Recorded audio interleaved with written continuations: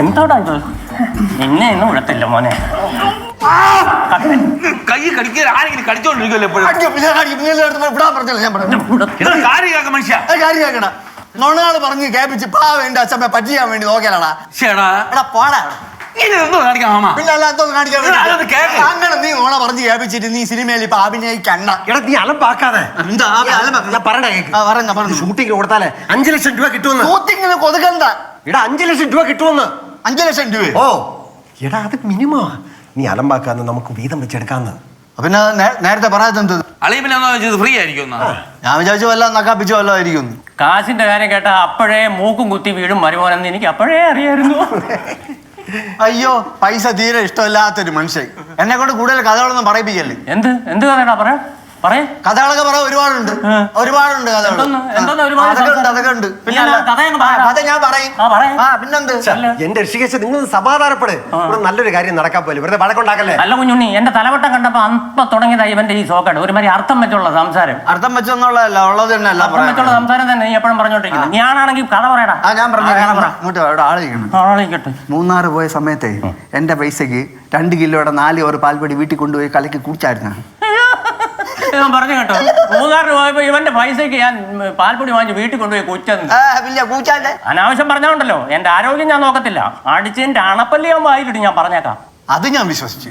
ആട്ടുംകുട്ടിയെ current വെച്ച് വന്ന മനുഷ്യനല്ലേ. അപ്പൊ മനുഷ്യന്റെ പല്ലൊക്കെ ഈസിയായിട്ട് അടിച്ച് വയക്കകത്തിടാനും പറ്റും, പുറത്തിടാനും പറ്റും.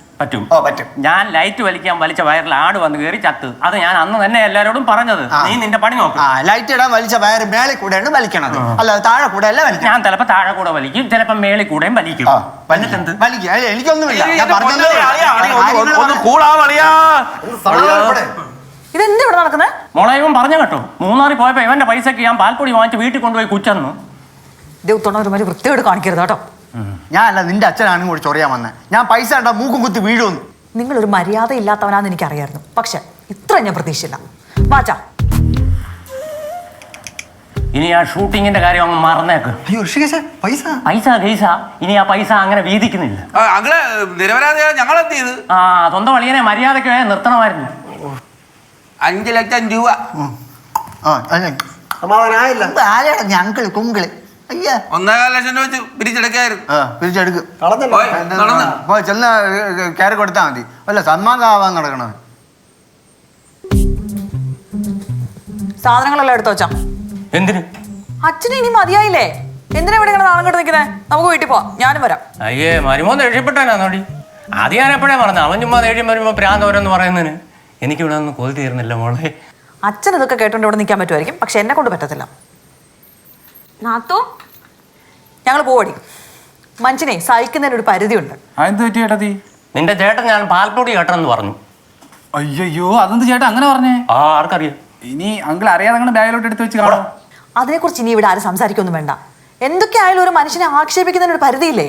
നാത്തു ഇത്തവണ ഒരു തവണയും കൂടെ ഒന്ന് ക്ഷമിച്ചൂടെ? പറ്റത്തില്ല എന്ന് പറഞ്ഞാൽ പറ്റത്തില്ല. നീ ചെന്ന പിള്ളേരോട് പറ റെഡിയാവാൻ. നാത്തു ഒന്നുകൂടെ ആലോചിച്ചിട്ട്.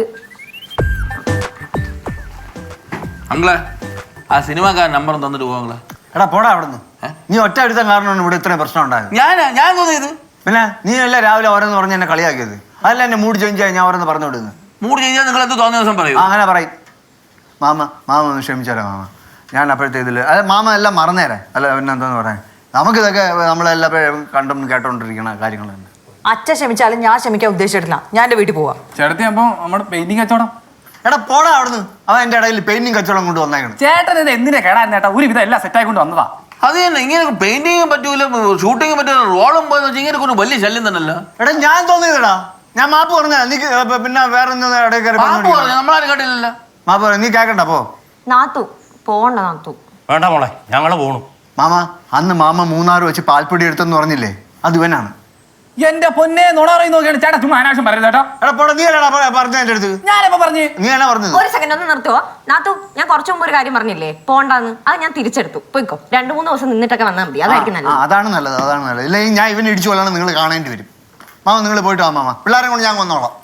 നിങ്ങൾ വരണ്ട. പിള്ളേരെ എനിക്ക് കൊണ്ടുപോകാൻ അറിയാം. ഞാൻ കൊണ്ട് വന്നോളാന്ന്. വേണ്ടെന്ന് പറഞ്ഞില്ലേ?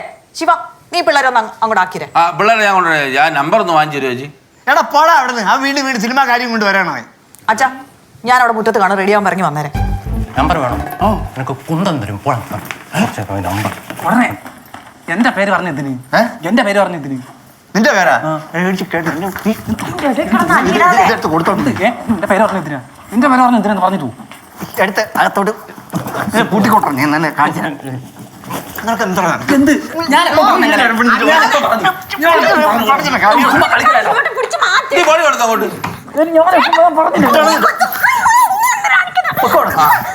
ഇപ്പൊ മതിയല്ലേ? കൊന്നവനെ. ഞാൻ പറഞ്ഞില്ല എന്തിനാ പറഞ്ഞു. നമ്പർ അയച്ചു തരാം. ആ അപ്പൊ ടാറ്റ. വിട്ടോ പൊയ്ക്ക. നമ്പർ. അയ്യോ, ചേട്ടാ. ആടോ